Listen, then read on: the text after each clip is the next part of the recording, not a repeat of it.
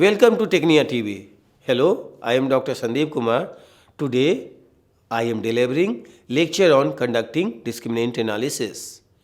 The steps involved in conducting discriminant analysis consist of formulation, estimation, determinations of significance, interpretation, and validations. Here, there are different steps of discriminant analysis. First one, formulate the problem. Second one, estimate the discriminant function coefficient. Third one, determine the significance of the discriminant function. Fourth one, interpret the results. And the fifth one, assess validity of discriminant analysis. Now I am explaining the first step, which is formulate the problem. The first step in discriminant analysis is to formulate the problem by identifying the objectives, the criteria variable, and the independent variables. The criteria variable must consist of two or more mutually exclusive and collective exhaustive categories. When the dependent variable is interval or ratio scaled, it must first be converted into categories. For example, attitude towards the brand measured on a 6-point scale could be categorized as unfavorable, which is 1, 2, 3, or favorable 4, 5, 6. Alternatively, one could plot the distribution of the dependent variable and form groups of equal size by determining the appropriate cutoff points for each category. The predictor variables should be selected based on a theoretical model or previous research, or in the case of exploratory research, the experience of the researcher should guide their selection. The next step is to divide the sample into two parts. One part of the sample, called the estimation or analysis sample, is used for the estimations. The other part, called the holdout or validation sample, is reserved for validating the discriminant function. When the sample is large enough, it can be split in half. One half serves as the analysis sample and the other is used for validations. The rules of the halves are then interchanged and the analysis is repeated. This is called double cross validation. Often, the distribution of number of cases in the analysis and validation samples follows the distribution in the total sample. For instance, if the total sample contains 50% loyal and 50% non-loyal consumers, then the analysis and validation samples would each contain 50% loyal and 50% non-loyal consumers. On the other hand, if the sample contains 25% loyal and 75% non-loyal consumers, the analysis and validation samples would be selected to reflect the same distribution, 25% versus 75%. Finally, it has been suggested that the validations of the discriminant functions should be conducted repeatedly. Each time, the sample should be split into different analysis and validations parts. The discriminant function should be estimated and the validation analysis carried out. Thus, the validations assessment is based on a number of trials. More rigorous methods have also been suggested. Now, I am explaining the step 2, which is estimate the discriminant function coefficient. Once the analysis sample has been identified, we can estimate the discriminant functions coefficients. Two broad approaches are available. First one, the direct method involves estimating the discriminant function so that all the predictors are included simultaneously. In this case, each independent variable is included regardless of its discriminating power. This method is appropriate when, based on previous research or a theoretical model, the researcher wants the discrimination to be based on all the predictors and Alternative approach is the stepwise method. In stepwise discriminant analysis, the predictor variables are entered sequentially based on their ability to discriminate among groups. This method is appropriate when the researcher wants to select a subset of the predictors for inclusion in the discriminant function.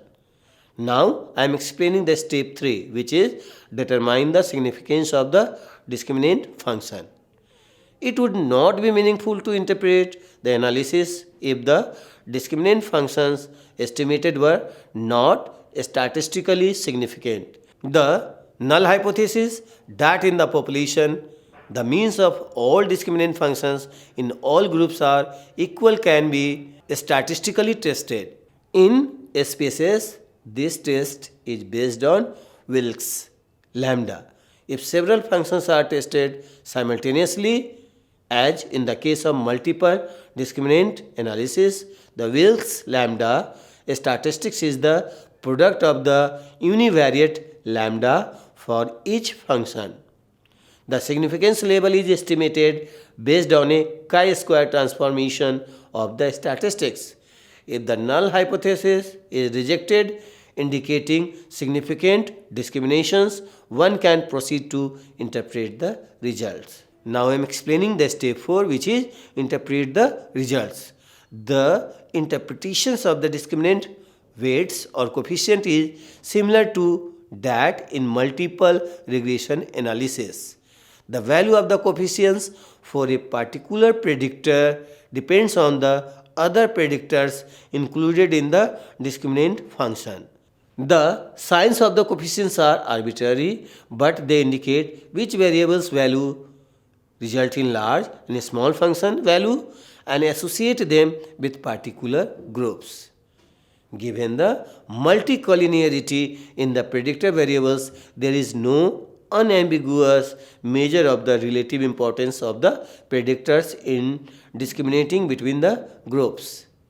With this caveat in mind, we can obtain some idea of the relative importance of the variables by examining the absolute magnitudes of standardized discriminant functions coefficient. Generally, predictors with relatively large standardized coefficients contribute more to the discriminating power of the functions as compared with predictor with smaller coefficients. Some idea of the relative importance of the predictors can be obtained by examining the structure correlations, also called canonical loadings or discriminant loadings. These simple correlations between each predictor and the discriminant function represent the variance that the predictors share with the function. Like the standardized coefficients, these correlations must also be interpreted with caution. Now I am explaining the step 5, which is assess the validity of the discriminant analysis. As explained earlier, the data are randomly divided into two subsamples. One, the analysis sample is used for estimating the discriminating function and the validation sample is used for developing the classification matrix.